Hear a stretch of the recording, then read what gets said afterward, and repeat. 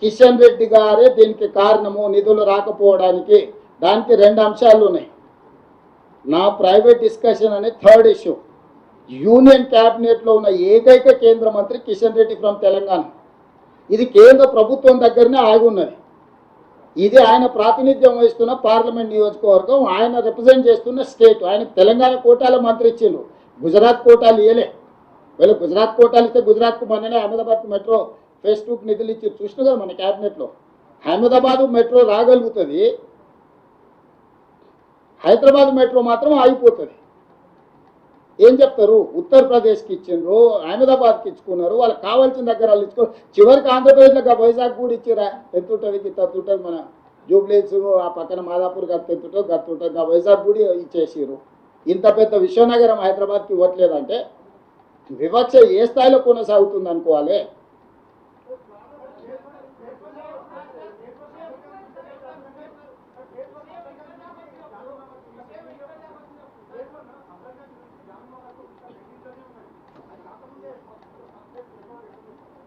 ఎందుకు రాహుల్ ఉన్నదే యాస్టీజ్ varies condition మీదనే తీసుకున్నాం. మిగతా అన్ని మనం నిర్మించుకుంటాం. ఉన్నదాని వాల్యూ, ఉన్నదాన్ని అసెట్ చేసి కన్సల్టెంట్ని పెట్టి ఉన్న ఆస్తి అసెట్. ఇప్పుడు నువ్వు 10 ఫ్లోర్లకు బిల్డింగ్ పర్మిషన్ తెచ్చుకుంటావు, 4 ఫ్లోర్లు కట్టుకున్నావు, మిగతాయి కట్టుకోలేదు. నువ్వు అది కొనుగోలు చేసినప్పుడు ఏం చేస్తావు?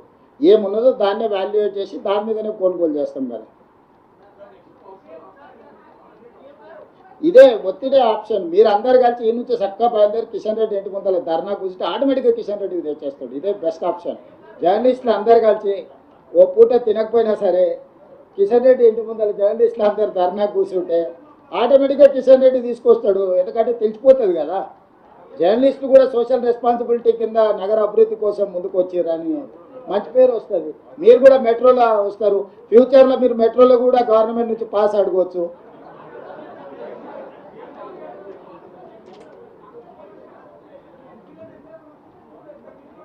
చేస్తాం సార్. ఇప్పుడు మన సామభేద దాన దండోపాయాలని యుద్ధతంత్రం చెప్పారు కదా వెంకట్కే. సామరస్యపూర్వకంగా నేను వారికి విజ్ఞప్తి చేస్తున్నా. ఇంత దూరం వచ్చినా ఇన్ని విషయాలు చెప్తున్నానంటే ఏదో ఒకటి ప్రణాళిక లేకుండా వస్తామా? మీరు కూడా ఇట్లా అమాయకంగా అడిగితే ఎట్లా?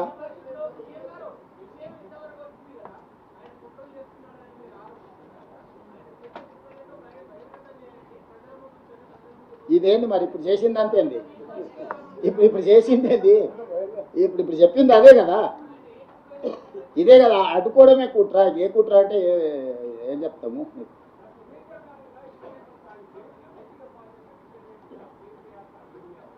ఇప్పుడు కిషన్ రెడ్డి గారి వెనకాల ఎవరెవరు ఉన్నారు అనే దాన్ని అది ఆయన చెప్పాలి. డైరెక్ట్గా మనం అక్యూజ్ చేస్తున్నది కిషన్ రెడ్డి గారిని. కిషన్ రెడ్డి గారే క్యాబినెట్ మినిస్టర్. ఈవెన్ బండి సంజయ్ని కూడా అక్యూజ్ చేయట్లేదు. Bandi Sanjay union cabinet minister కాదు, మినిస్టర్ ఫర్ స్టేట్. అతను మంత్రివర్గ సమావేశంలో భాగస్వామి కాదు. కిషన్ రెడ్డి గారే మంత్రివర్గ భాగస్వామి. నరేంద్ర మోడీ గారి క్యాబినెట్లో తెలంగాణ కోటాలో union cabinet minister only Kishan Reddy గారే. నేను అడగాలి, కిషన్ రెడ్డి గారు తేవాలి. ఇది రాష్ట్రానికి మేలు, ప్రయోజనం. అందుకే నేను అడుగుతున్నా కిషన్ రెడ్డి గారిని తెమ్మని.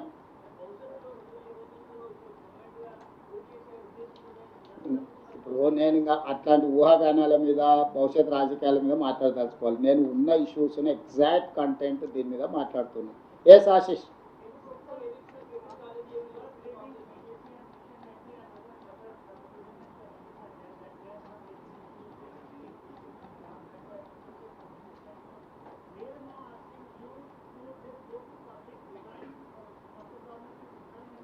Definitely ask Narendra Modi. Myself and Narendra Modi will resign and will ask public mandate.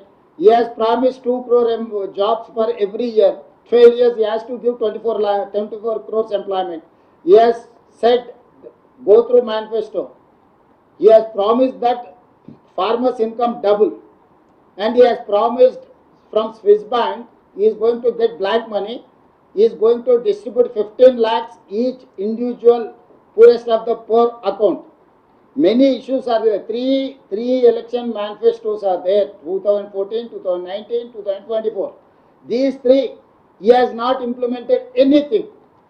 He has promised regional ring road, Mr. Narendra Modi, in 2023. Till now he has not delivered.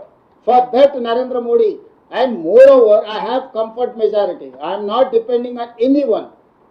BJP government is physically handicapped government. They are depending on many political parties. So they don't have clear mandate. They have to resign, then they can ask. They don't have any moral right to ask to resign. If that is the case, I am ready. I am ready to